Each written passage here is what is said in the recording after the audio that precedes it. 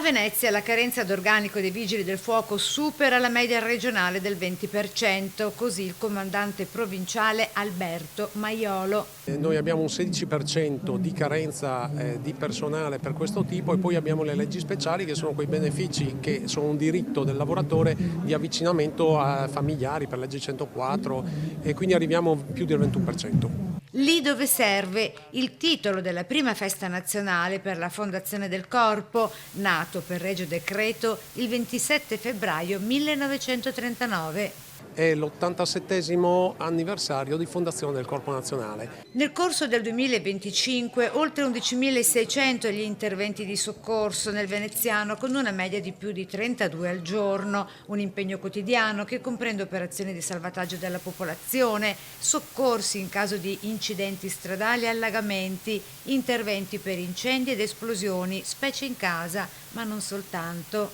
Una volta nelle case non si utilizzavano fiamme libere, non avevi candele, oggi sempre di più, che è una tradizione dei paesi nordici sostanzialmente, e quindi questo porta a problemi. In campo Santa Margherita a Venezia, per la celebrazione aperta a tutta la cittadinanza, anche i bambini della scuola San Francesco di Sales, dalla prima alla quarta, letteralmente affascinati dalle dimostrazioni pratiche, con in testa le prove di salvataggio di Guinness e Marilyn, i cani delle unità cinofile, come racconta la piccola Elena, 8 anni. Mi sono piaciuti i cani perché è una fiducia magnifica verso i loro padroni e poi mi è piaciuta la scala e un po' tutto, ecco. E così Leonardo, 9 anni. Erano seduti e quando mi è piaciuta molto quella parte, si sedevano, il pompiere andava via e poi quando lui diceva vieni, lui veniva, c'è una cosa bellissima.